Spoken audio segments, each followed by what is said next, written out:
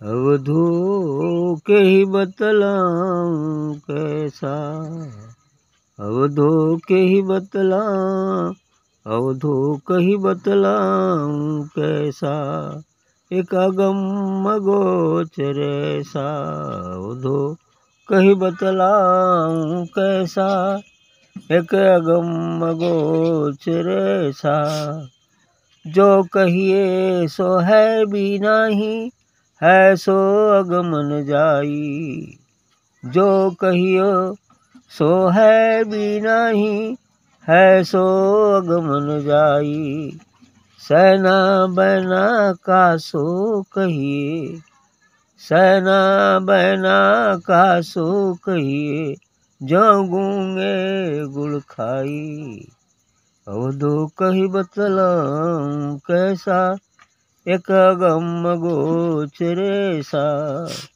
काजी हाथ किताब कुराना, पंडित वेद पुराना, काजी हाथ किताब कुराना, पंडित वेद पुराना, वह अक्षर लिखबे में नहीं, वह अक्षर लिखबे में नहीं, मात्रा लगे न कहना, वह अक्षर लिखबे में नहीं, मात्रा लगे न कहना, दृष्टि न आवे मुष्टि न आवे, बिनस न हो नियारा, दृष्टि न आवे मुष्टि न आवे, बिनस न हो नियारा, ऐसा ज्ञान कथ जग गुरुआ, ऐसा ज्ञान कथ जग गुरुआ, संतो करो विचारा, संतो करो विचारा, कोई ध्यावे निराकार को, कोई ध्यावे ओंकारा, कोई ध्यावे निराकार को, कोई ध्यावे ओंकारा, यह तो पद दो से न्यारा, यह तो पद दो से न्यारा, जाने जानन हारा, जाने जानन हारा, नाद वेद लो पढ़ना गुनना, नाद वेद लो पढ़ना गुनना, और चतुराई भीना, कहें कबीर यह कबहु न परले, कहे कबीर वह कबहु न परले, जो सत बिरले चीन्हा, कहे कबीर वह कबहु न परले, जो सत बिरले चीन्हा, अवधू कही बतलाऊं कैसा, एक अगम गोचर ऐसा। बिल्कुल ठीक कहा है कवि साहब जी ने कि अवधू कही बतलाऊं कैसा, कि हे अवधू तुम हे साधको, मैं कैसे बतलाऊं, कैसे कह के बतलाऊं कि वो कैसा है, एक अगम अगोचर ऐसा, वो तो अगम है अगोचर है, वहाँ जाया नहीं जा सकता, ऐसा कुछ है, लेकिन जाया भी जाता है, लेकिन वह को कह के मैं कैसे बताऊं, वो तो ऐसे है जो कहियो सो है भी नहीं, है सो अगम न जाई, कि जो कुछ कहा जाता है वो तो वैसा है ही नहीं। अब इस उदाहरण देते हैं, परमात्मा एक समुद्र के समान है, और समस्त जीव उसमें मछलियों की भांति डूब जा रहे हैं, उसी में पैदा होते हैं, उसी में जीते हैं, उसी में मर जाते, ऐसा उदाहरण देता। अब समुद्र थोड़ा ही हो गया परमात्मा, है ना, इसलिए कि वो तो एक संकेत मात्र है ना। अब समुद्र को परमात्मा मानेंगे तो कैसे चलेगा, तो इसलिए इन्होंने कहा कि जो कहिए सो है भी नहीं, यदि कहते हैं ऐसा तो है नहीं, है सो अगम न जाई, यदि है तो फिर उसकी बातें नहीं करना पड़ता, वो वाणी से तो परे है, वो निरीक्षर है, वो अक्षर है। इसलिए कह रहे कि सेना बैना कासो कहिए, ये इशारा ये वाणी कैसे कहें, ये तो उस प्रकार से है जो गूंगे गुड़ खाए, जैसे गूंगे को यदि गुड़ खिला दीजिए तो पूछिए कितना मीठा है, तो क्या बताएगा, बस इशारा ही करेगा। इसी तरह जो है यही बात है, जो इसको चख लेता है उसके आनंद को हूबहू वही जानता है, और फिर भी वो जानने के बावजूद भी उसे हूबहू वर्णन नहीं कर सकता, इसलिए कि वो वाणी से परे है।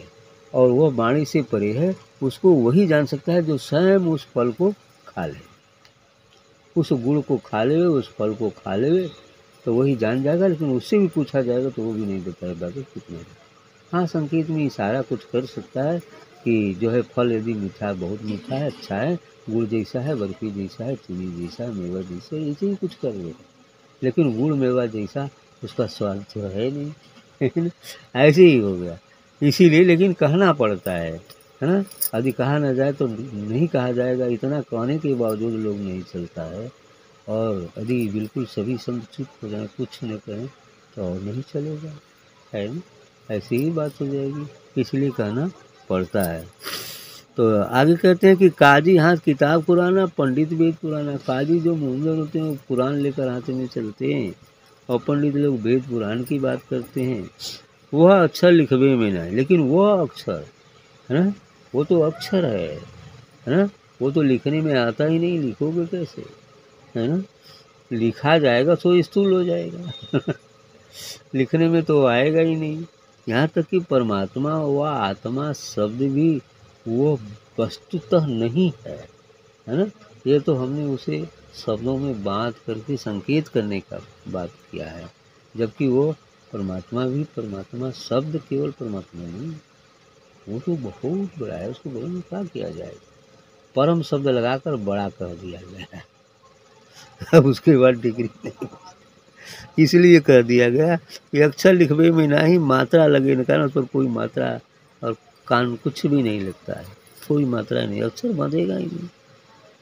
वह अक्षर लिखवे में ना ही मात्रा लगी न कारण, दृष्टि न आवे मुष्टि न आवे। और वो तो देखने में भी जल्दी नहीं आता, इन आँखों से तो नहीं देखा जाता है। यदि देखा भी जाए, अनुभव किया जाए, तो विवेक चक्षु से देखा जाएगा। क्या दृष्टि न आवे मुष्टि, मुष्टि में हाथ में भी नहीं आता, विनश न हो नहीं आ रहा, और उसका कभी नाश भी तो नहीं होता, विनश नहीं, विनशता नहीं, वो सदैव एक रस है, एक रस रहता है, अपरिवर्तनशील है, शाश्वत है, परम चैतन्य है।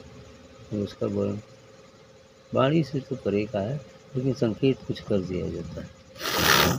ऐसा ज्ञान कथे जब गुरुआ संतो करो विचारा। ऐसे जगत के गुरु, जो जगत गुरु हैं, जो पूर्ण संत हैं, महापुरुष हैं, वो ऐसा ही ज्ञान बताते हैं। इसलिए हे संतों, विचार करो इस पर, क्योंकि विचार ही करेंगे ध्यान से तो धीरे धीरे संकेत को पकड़ लेंगे, तो हम वहाँ तक पहुँच सकते हैं। यहाँ तो संकेत ही नहीं पकड़ा था तो पहुँचेंगे कहाँ से। तो इसलिए कह रहे हैं कि वह तो पद दो से न्यारा, वह दोनों से न्यारा है, साकार और निराकार, ये दोनों पदों से न्यारा है ना। अर्थात तो अति निराकार, जड़ चेतन अति चेतन, वो अति चेतन की अवस्था है। बर्फ, जल और वाष्प, जो वाष्प की अवस्था है वह उसकी अवस्था, ये चीज़ें, ये साकार, बर्फ साकार रूप, जल वही बर्फ पिघल जाए तो निराकार हो जाता है, अपना आपा मिट दे तो वह निराकार हो जाता है। और वह निराकार भी यदि उसको थोड़ा हीट पहुँचाया जाए, गर्म किया जाए, तो वो वाष्प बन जाता है। लेकिन तीनों रूप में जल है, उसमें भी H2O है, तीनों में H2O ही है, लेकिन तीनों का रूप अलग अलग हो गया है। तो उसी प्रकार से वही परमात्मा वाष्प स्वरूप, आत्मा जल स्वरूप निराकार, और ये समस्त सृष्टि समस्त जगत बर्फ स्वरूप। यस, यह चीज। तो यदि बर्फ स्वरूप को पानी में पड़कर पानी में डाल दिया जाए और गल करके फिर वही पानी हो जाए, फिर वही वाष्पित हो जाए, फिर समझ जाए, है ना, वस्तुतः क्या है वो।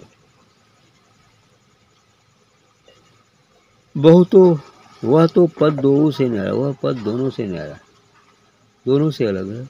जाने जाननारा, कोई जानने वाला ही जानता है। नाद वेद लो पढ़ना गुनना, ये नाद जो ओंकार नाद शब्द कहा जाता है, वेद जो लिखा गया है, लो पर उसका पढ़ना और उसका गुनना, और चतुराई बिना और भी चतुराई से पूर्ण बातें, यानी तमाम बातें कहें कबीर वह कबहू न पढ़। कबीर साहब कहते हैं वो कभी उसका प्रलय नहीं होता, कभी नाश नहीं होता। जो सत विरलती है, जो उसको पहुँच जान जाता है, उसको समझ जाता है, तो जो सत विरलती ना कहें कबीर वह कबहू न पलय, उसका कभी नाश नहीं होता। अर्थात जो उसको जान जाता है, उस सत्य को जान जाता है, तो उसका प्रलय नहीं होता। अर्थात शरीर तो पहले से ही मरा हुआ है, लेकिन अब वह उसका आत्मा का कभी नाश नहीं होता, अर्थात वह जीवन मुक्त होता है।